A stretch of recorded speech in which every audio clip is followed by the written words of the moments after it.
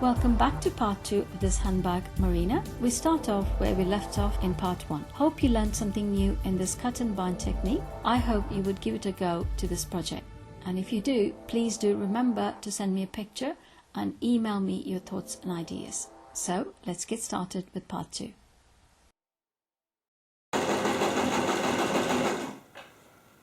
Let me explain one by one because I have already prepared some of the panels in the pattern pieces.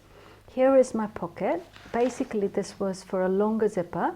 Now I found the matching zipper in my stash, so what I did was I used the same patterns, the top and bottom part of the pattern, and basically I shortened it to the length of the zipper. So if you have a shorter length zipper, you can shorten it to whatever width you like, okay? And this is a single layer. I have just folded the either side and I have binded on both the sides. There's a separate video on pockets, so go and watch it, how to prepare this pocket panel. This is the main panel and 2 of the linings are cut and ready. And I have cut one main panel and I'm going to show you how to cut the other one because we have finished doing this cut and sew binding edge sort of decoration. Here is the zipper panel. We had 4 pieces of this and that's become like one zipper panel there. This is not in the pattern, but I had fabric. Basically I went ahead and cut out whatever length of the pocket I needed, and I have binded the edge and made 2 inverted box pleats here. I'm going to put measurements on the screen, and here is the handle. The handle is actually slightly shorter in pattern, but I wanted a longer handle, so I have added about 2 inches on either side of the handle. Before we go ahead, I just want to mention it to you that we have a notch here on the side seam of the pattern. Make sure that you make that on the lining. It's okay if you want to make it on the main fabric as well, but lining is very important. We also have the circle. Mark this on both sides of the lining because this is where our ring is going to go and sit. So it's important that you have this mark on the lining as well. Here is one of the panels where we have done the cut and sew and the binding finish on the top. Basically I have cut to pattern the other one, or you can even spread your lining. Because this is abstract design and unless your right side matches the left side, it's not going to match at all because it's going to be 2 opposite things. So it's absolutely fine. I haven't done this to match it. It's just an abstract design, both front and back. So let me just go ahead and place it so I have covered all the areas properly, because it does go a little bit up and down when you start doing cut and sew. Now I pin it and go ahead and cut all around, and then my panels are ready to go ahead with the next step. Here are the 2 layers of lining and also 2 layers of the main fabric. Now we need to prepare the lining. You see the notch marks on the side. Basically go and cut out a bias tape slightly longer than the width of your bag, and we're going to place it from center of one notch to the center of the other notch, so that should give you a straight line. Basically just pin it in a couple of places, and you will notice that they should be just below your circle that we're going to cut out later, where the eyelets are going to be placed. So we'll go and sew a top stitch on the outer side, and after we've done that, we're going to make some markings, send to the zipper panel, and then go and sew another stitch like so. You can use an edge stitching foot, but I'm just using a normal foot. Just make sure if you find it difficult that you can't hold it properly, either pin it all the way through or just mark it with a pencil so you're actually sewing a straight line.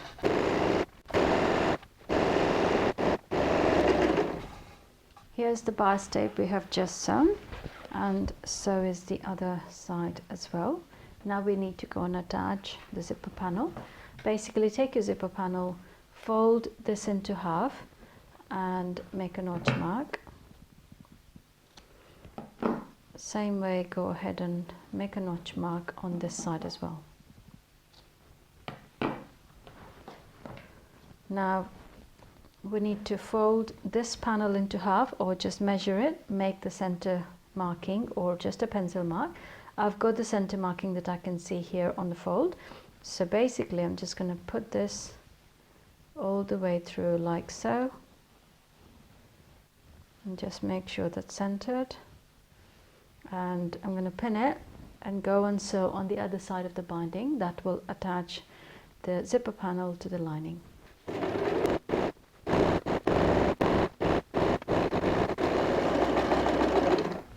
Here is the zipper panel that we have attached to one side. Now we're going to go and attach it to the other side. So basically, now we have the center notch mark. Place it like so and match the side seam. Don't worry about the notch mark now, just match the side seams like so. It's important that it matches the side seam because that way it will sit perfectly straight. Now lift it up, open this one up, and then now go and place a couple of pins, and now we're going to open the zipper. Now we go and sew the zipper tape on the other side.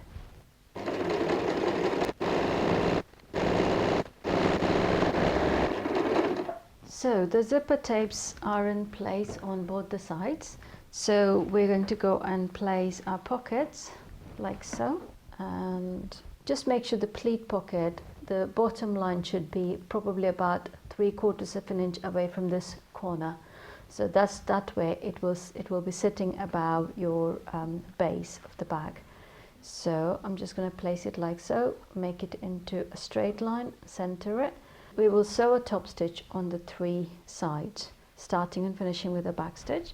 Same way, we're going to place the zipper pocket just underneath the zipper.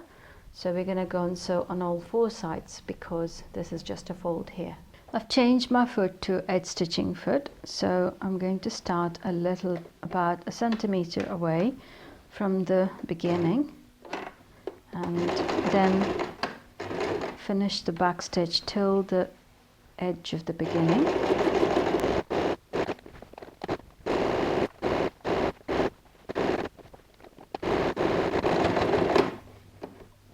For the zipper pocket, because we have to sew on all 4 sides, I'm going to start somewhere in the center so I can come and finish on the same line.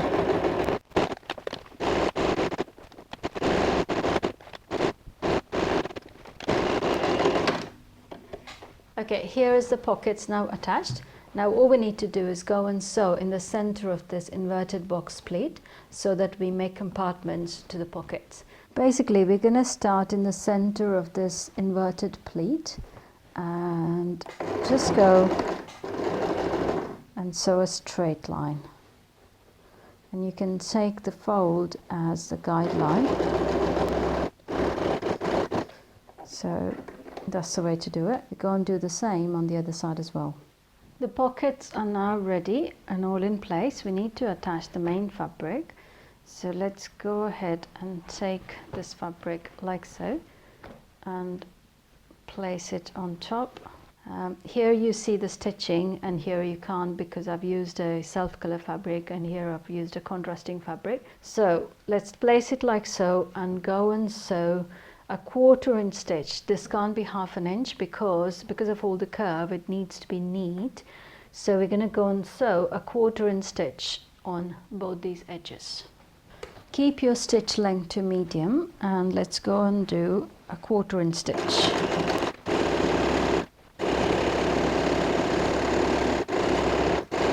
Just make sure that you kind of gently feed the fabric into the curve so the stitching is neat to the edge.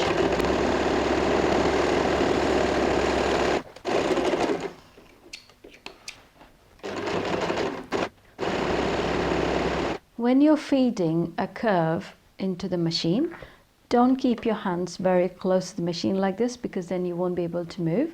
Just hold the rest of your fabric like so, so the weight is lifted off from the machine and the needle is not pulling the fabric, and just gently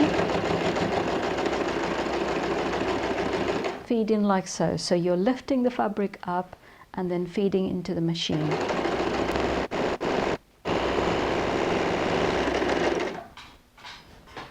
We're finished sewing this edge, and now we need to do some cut marks.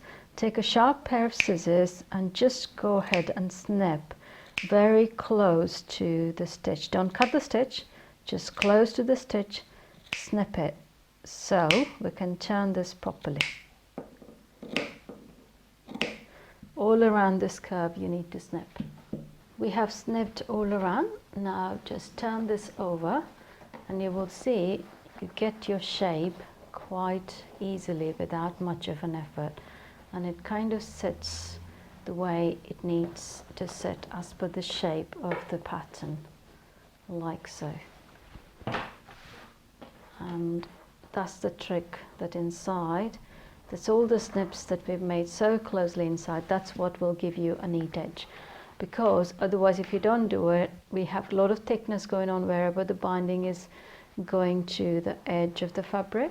So kind of that's what will do the trick. Okay, go ahead and do both the sides, and after this we're going to give this a quick iron just to make sure that all the fold is in place. Okay, this is how it looks. I have ironed this area on both the panels. Now this is the lining side, this is the main part. So we now go ahead and finish this bag just like any other normal tote bag. So consider this as a simple tote bag. So we're going to lift the two top panels like so and match the linings like that, and go and match your side seams and join to join here, and we're going to go and sew this side, and also we're going to go and sew this side and close the bottom of the bag.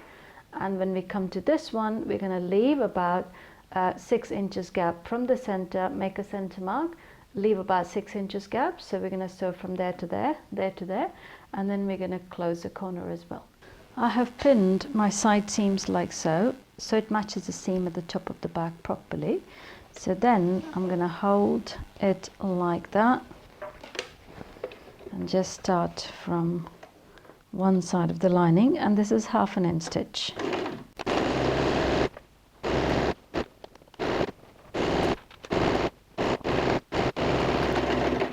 Okay, here I have sewn this edge, and the bottom of the bag, but I have left about 7 to 8 inches of gap at the bottom and sewn on these two edges.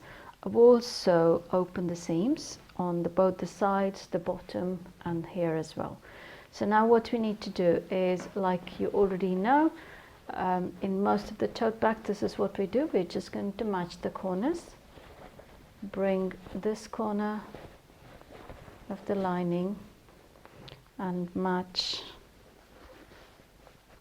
the corner of the bag like so, and go and sew them together, and the same way we're going to do with these two as well.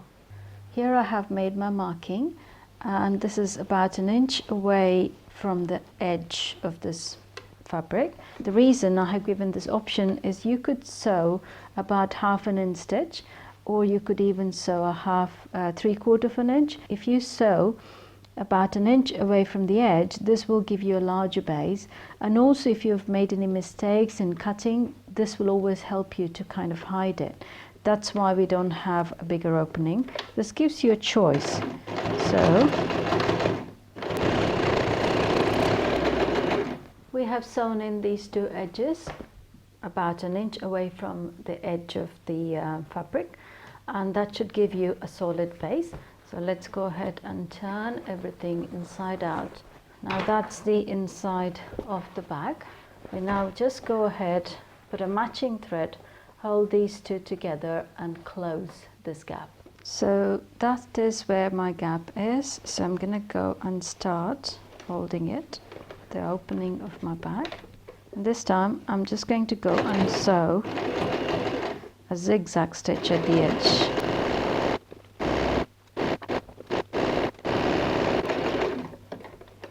Here is the base we have just sewn in, and you can see that's quite neat, and when we put the base in, this is all going to be hidden anyway. So let's turn this around, and you can almost see the finished bag now. All we have to do is put the eyelets in and attach the handles. So if we turn around, you already have the marking where we need to put the eyelets. Let's go ahead and place a couple of pins around it. So we're going to go and cut it at the right shape. That's your eyelet ring, which is normally used for curtains. Basically there'll be a little opening at the side, so just go ahead and open it like so. Now you will see you might have slightly different ones, but just go ahead and place the largest of the circles like so, and go ahead, and mine's kind of slightly bigger than the marking that I've already made, so I'm just going to go and do that. And now we're going to go and cut out the circle, both the fabrics, this fabric and this fabric as well. Just take your time to do it. And I have a little binding coming in the center. I'm just going to fold it like so, just make a cut mark so I can go and cut it. You have to cut on the mark, you can't make it smaller than what you need, because otherwise you won't be able to put the eyelets properly. There's the circle we have cut out, and now just place one of the eyelets from underneath like so, and that should actually fit in like that. So if it isn't, then you just need to make the circle ever so slightly bigger.